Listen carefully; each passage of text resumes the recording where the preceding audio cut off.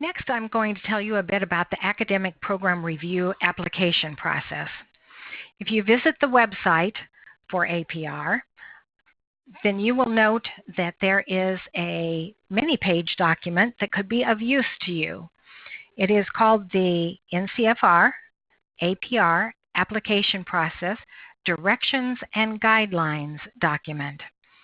I urge you to find a copy of that and to read it over as you prepare to develop your application and submit it.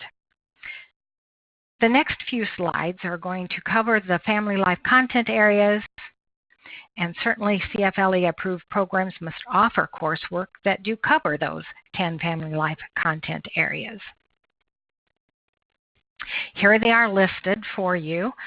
You may be already familiar with them, and I'll just briefly let you have some time to read over those 10 bullets.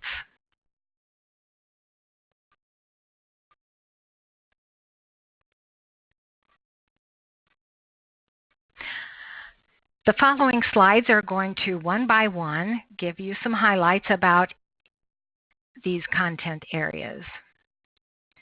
Content area 1 is individuals and families in societal context. This is a good kickoff to the studies for students. It attends to this reciprocal interdependent relationship that goes on between individuals and the micro and macro elements of the society that they live in. What is listed here in bullet points are some critical topics to be covered.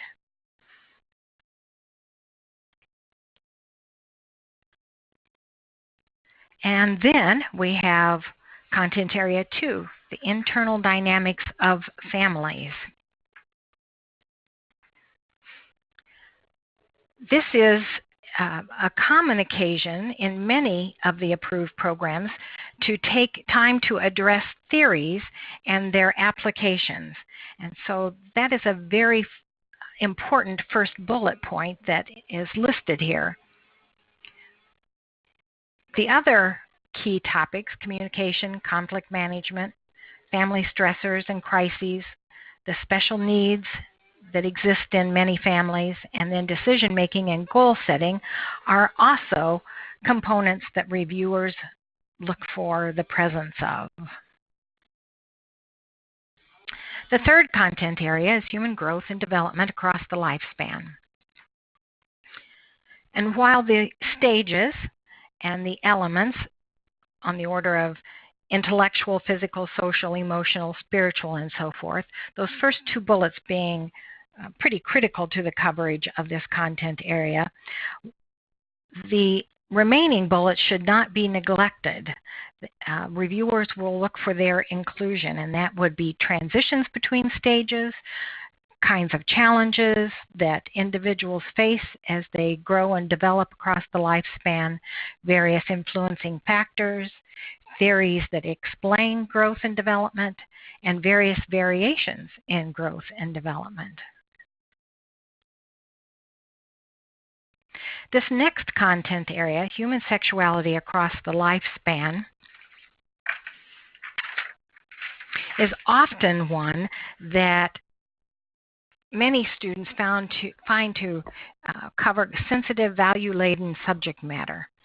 And in light of that, we should also realize that some students enrolled in this course may have experienced sexual abuse or sexual assault, and they may or may not reveal that they have had these experiences. So it is particularly wise on part of the designer of a course or the teacher who is implementing a course to apply some new perspectives that we've begun having about the value of being trauma-informed educators whose approach is one of being very trauma-sensitive to their students' needs and past experiences. So aspects of biological, physiological, emotional, psychosocial, those aspects about human sexuality are a must to cover, but just as important are the remaining 4 bulleted areas: variations in behavior, sexual values and decision making, the impact that sexuality has on relationships, and the various kinds of influences that lead to the variations in behavior and in the development of one's sexual being.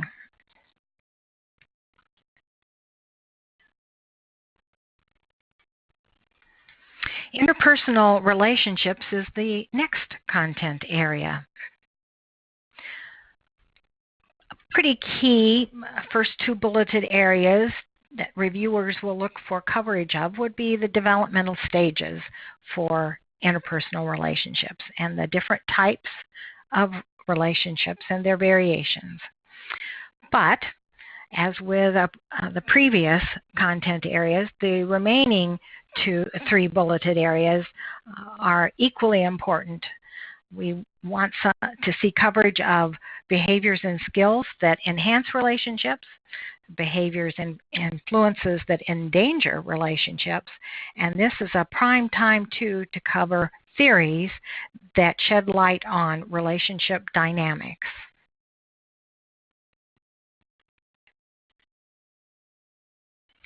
Family resource management.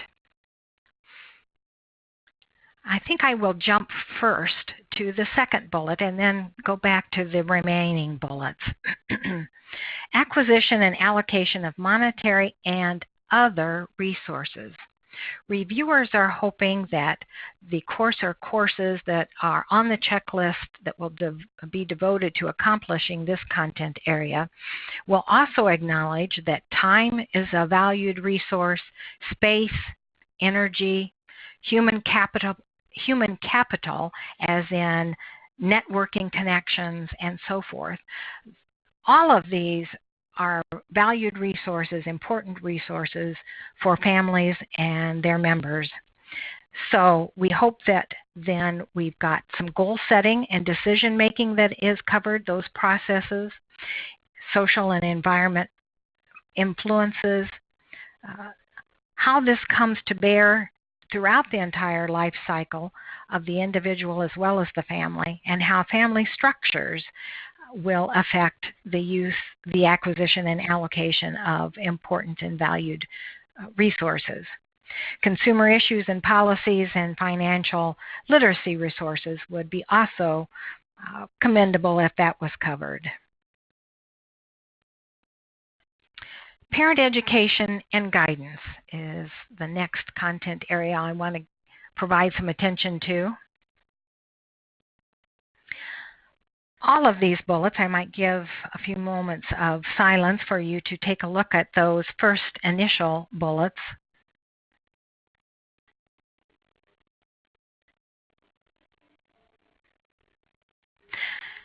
And emphasize the very last one, other meaningful adult-child relationships. Just listening today to some news coverage about the impact of our opioid epidemic, and it was pointing out how grandparents are now taking over parenting roles with as their adult children are facing their addictions. So the grandparenting relationship would be one that could be incorporated into one or more courses for this content area. Another aspect that could be included, certainly not mandated, but it would be championed or commended if it was, and that would be parent education programs that exist across the country. They could be identified, compared, and contrasted. Certainly this can happen here, and it most certainly can also happen in Content Area 10, which is related to FLE methodology. Family law and public policy is another content area that I'd like to give some attention to. First would be the levels and arenas for policy making to help students understand the micro and the macro, from policies that develop right within their own family to the neighborhood, the school, the community as in the city or town, state level, federal level, and even international levels. We hope that students are able to come to an understanding of the policy-making process, how laws become laws, how policies become policies from their inception to their fruition or implementation. We're hopeful that students understand the distinction between policy advocacy and policy education. Advocacy would include lobbying, and then education would include how we arrive at different messages that can help to communicate with individuals, families, communities, and policymakers about all sides of a given policy, whether it's in its early stages or its later stages. How current and proposed laws and policies are going to impact families or do impact families is important to help students come to an understanding about. And there are a variety of family policy resources that can help do that. For example, Family Impact Seminars and the National Issues Forum. Those particular sets of resources will help students see how an issue can be analyzed and the various options or approaches to resolving the problems associated with that issue.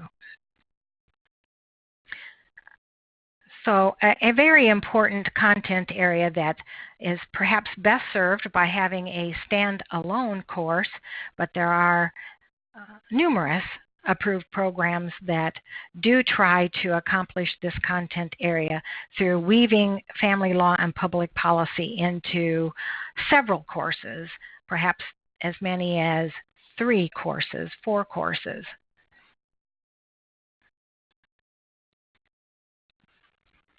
Professional ethics and practice is another content area to give attention to today. The use of case studies is not mandated, but certainly welcomed or commended. That's helpful to accomplish the last bulleted item in this list in helping students grapple with various ethical dilemmas. We're also hopeful that as these bulleted areas, values, ideologies, consequences of value choices, and ethics in a variety of contexts are covered, we're also hoping that students are exposed to, on more than one occasion, maybe in multiple courses, to the NCFR CFLE Code of Ethics. Our FLE ethical standards and behaviors are important for students to know about and have opportunities to apply. Family life education methodology is our 10th content area. We hope that students are exposed to variations in settings and contexts. Certainly, we want them to be exposed to the facets of designing educational experiences, that they have some hands-on opportunities to identify the needs of a potential audience, to plan a lesson, a unit, a workshop that will meet those needs and put it into action by implementing it. And as that implemented program comes to a close, we hope that they have opportunities to assess what they've done and evaluate what they've done, to get their feedback from an instructor, feedback from their audience members who might well be their fellow classmates, and to give rise to their own self-reflection about the strengths and areas for improvement. We hope that they have opportunities to learn about some innovative instructional strategies and techniques. But I think these first 3 bulleted areas are commonplace. And in being commonplace, sometimes the remaining 4 bulleted areas are overlooked and perhaps not given adequate attention to. So I suppose I'm wanting to champion them at this time. That sensitivity to diversity and community concerns is important, to the process of securing evidence-based resource materials, that they know how to go about doing that and even practice it, that they're aware of a variety of ways to promote, publicize, and market family life education programs. And then last but not least are that they have occasions to understand the kinds of ethical dilemmas that can develop during family life education programming.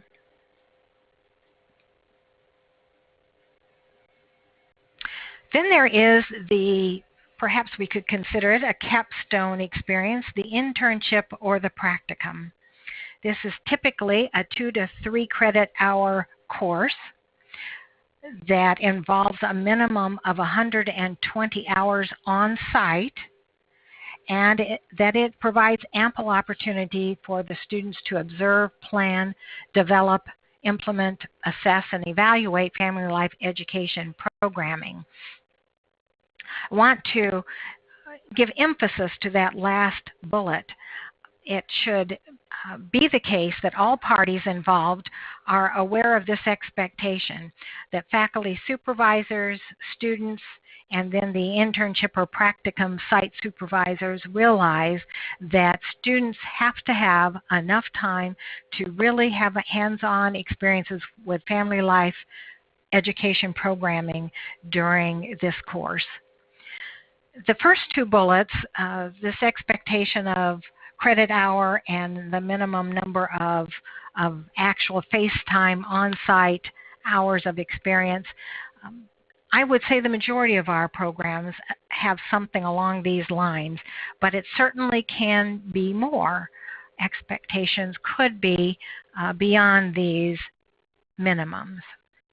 Here's the address for our website, www.ncfr.org. With some pretty obvious pull-down menus, you will be able to find information about the APR program.